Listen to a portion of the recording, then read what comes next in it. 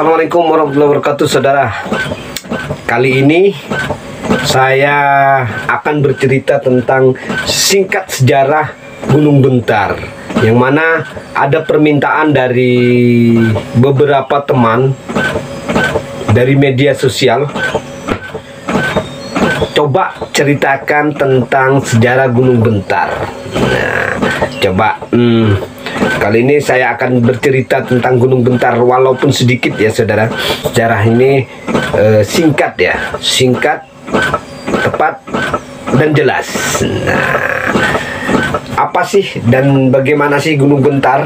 Karena pertanyaan teman-teman bahwasanya nama Probolinggo pada zaman dahulu itu diambil dari wilayah Gunung Bentar atau dari wilayah Desa Taman Sari. Gunung Bentar sejarahnya antara tahun 1000 Masehi. Gunung Bentar pernah dijatuhi oleh meteor atau pada zaman dahulu benda dari langit. Jadi bentuknya seperti ini ya saudara. Ini meteornya yang berhasil saya temukan di lokasi yang terancam dieksploitasi oleh terserah dah, pertambangan maksudnya. Hal itu tercatat dalam kitab dalam Rontal Akman. Nah, ini dia.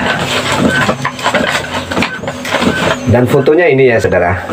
Ini barangnya ada di rumah. Ini tercatat di sini tentang jatuhnya batu meteor. Dan pada saat itu wilayah Probolinggo bernama Sempulungan. Bernama Sempulungan ya, wilayah Sempulungan yang dijatuhi meteor, yang mana tadi sudah Anda lihat batunya ya, bentuk batunya juga tercatat di dalam kitab, atau pada zaman sekarang itu disebut lontar atau rontal atau apalah itu ya. Jatuhnya meteor tersebut menyebabkan kebakaran hebat. Nah, dan kematian yang tidak sedikit ya saudara. Tidak sedikit kematian akibat dari kebakaran tersebut. Maklumlah pada masa itu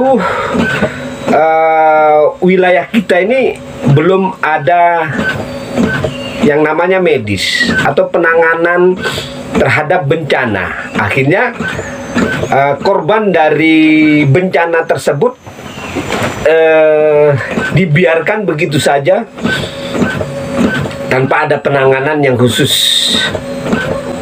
sehingga menyebabkan bau yang tidak sedap, bau nanah bercampur darah yang kering dan daging membusuk dan lain-lain, sehingga pada masa itu nama wilayah Sempulungan berubah sedikit demi sedikit menjadi nama wilayah Banger. Jadi nama Probolinggo pada zaman dulu itu yang dikenal oleh masyarakat yaitu wilayah Banger. Kemudian karena bencana tersebut atau bencana terjatuhnya benda dari langit sebagaimana disebut dalam lontar Akman yang barusan Anda lihat bentuknya bagaimana. Jadi ketika tempat jatuhnya meteor itu terbakar, maka dari jarak kiloan meter, puluhan kilometer, terlihat tempat tersebut terang benderang, sehingga membuat beberapa orang merasa tertarik, merasa penasaran kalau zaman sekarang ya, untuk melihat tempat terang tersebut itu apa sebenarnya. Akhirnya dari berbagai wilayah mendengar kabar bahwasanya di suatu tempat atau di Teluk Sempulungan ada benda yang terang benderang. Kemudian pada masa-masa berikutnya tepatnya pada masa Probolinggo dipimpin oleh bupati kedua yang berpusat atau kantor bupatinya itu ada di Benteng Mayangan saat ini.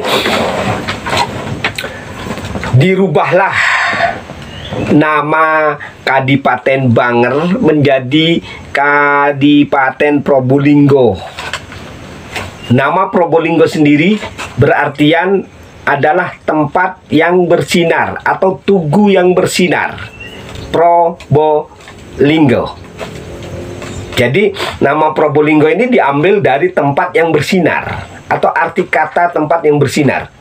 Sedangkan pada dalam sejarah, bukan sejarah pewayangan ya, karena ada data, ada bukti sejarah. Datanya di sini ya saudara. Datanya di sini. Lontar Akman.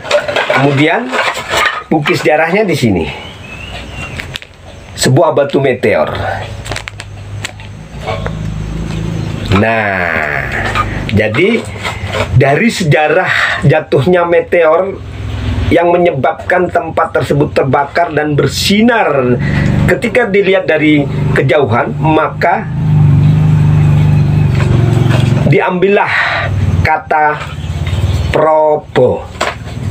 Probo adalah sinar. Linggo. Linggo adalah tempat atau tugu.